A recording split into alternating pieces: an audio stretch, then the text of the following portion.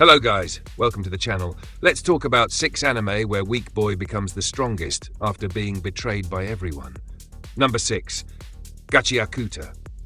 In a world where the rich float in luxury and the poor swim in literal garbage, Rudo is just trying to survive. He's got quick hands, a short temper, and enough drip for someone living in a trash heap. But one day, boom, betrayal. His so-called friends frame him for a crime he didn't commit, and before he knows it, he's sentenced to a one-way trip to the abyss, a place where the world throws away both junk and people. And let me tell you, this place makes hell look like a spa resort. But Rudo? Oh, he's built different. Instead of dying, he finds weapons made from literal trash and learns to fight like the embodiment of your garbage is my treasure. Every punch screams, society threw me away, but I recycled myself into pain. Now he's out here flexing in a dystopian junkyard, with weaponized sneakers, punk energy, and rage sharper than a freshly forged blade of spite.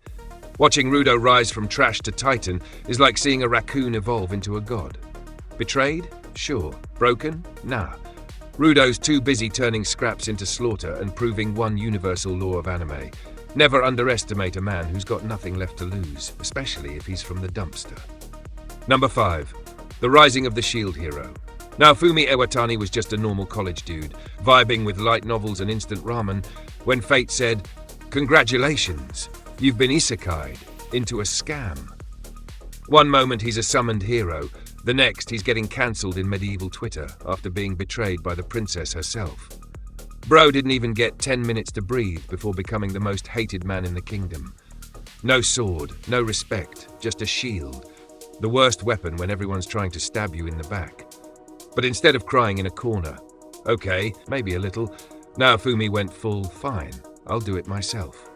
With rage-fueled grind sessions, questionable monster parenting, and a raccoon girl who became his emotional support squad, he turned rock bottom into a revenge montage.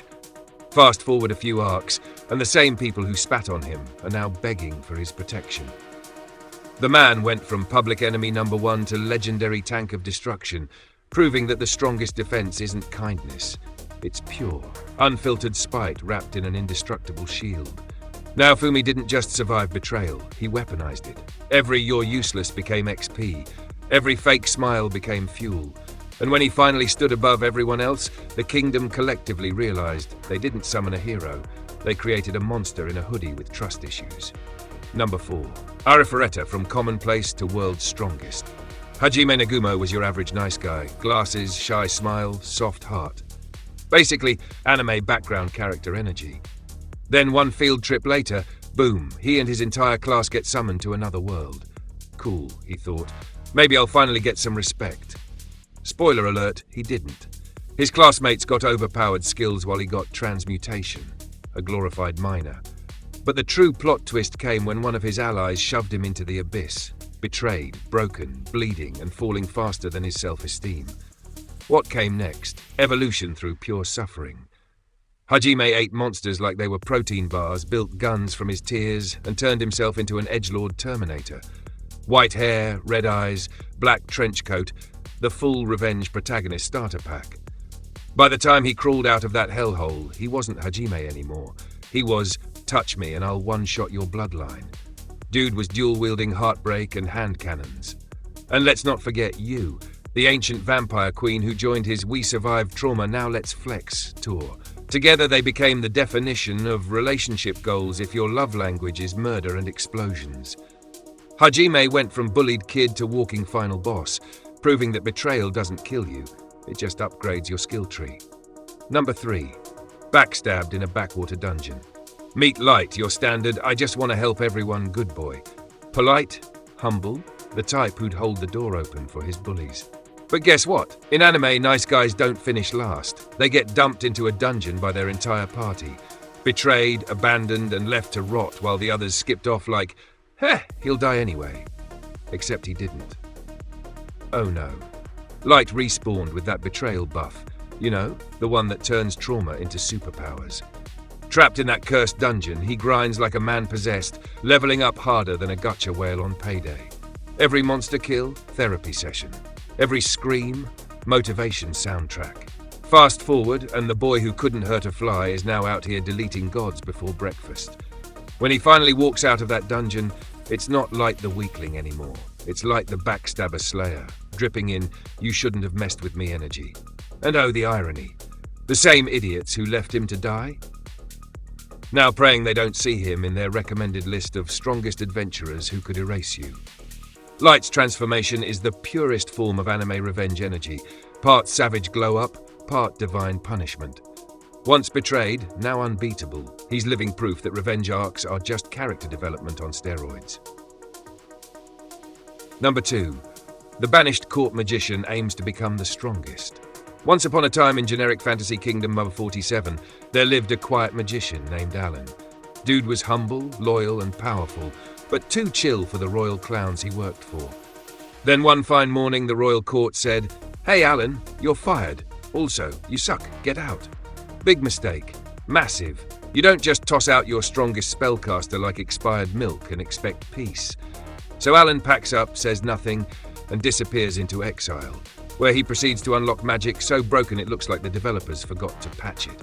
Fast forward a few training montages later, and Alan's out here casually rewriting the laws of mana, turning dragons into fireworks and teaching reality who's boss. Meanwhile, the same nobles who banished him are crying in their thrones. Like, why does the sky look angry? Because Alan's back, baby. Stronger, colder, and fueled by the ancient art of "screw you, I told you so." Every spell he casts feels personal.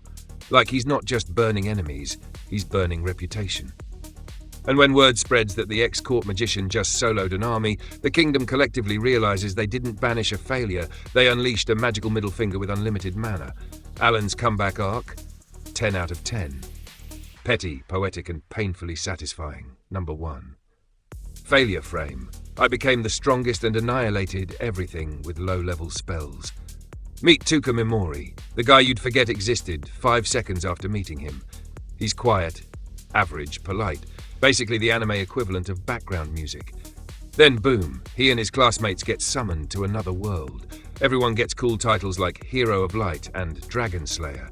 Tuka, E-rank trash with weak spells. So naturally his classmates do what anime classmates do best, betray him instantly. They toss him into a dungeon of death like, "Welp, useless guy's gone." But joke's on them. That dungeon didn't kill him, it upgraded him. Turns out those weak spells? Yeah, they're cheat codes if you've got the IQ and rage to use them properly. Down there in the darkness, Tuka becomes something else. Every monster slain, every scream echoing in that pit, it's all feeding the beast. He climbs out not as the forgotten student, but as a one-man apocalypse with trust issues and a talent for poetic vengeance. When he finally faces the ones who threw him away, he doesn't yell, doesn't monologue. He just smiles like, "Remember me?" and deletes them from existence with harmless magic. Tuka isn't the hero anymore. He's the patch note the gods forgot to fear. Weak? Nah. He rewrote the definition. Like and subscribe for more videos.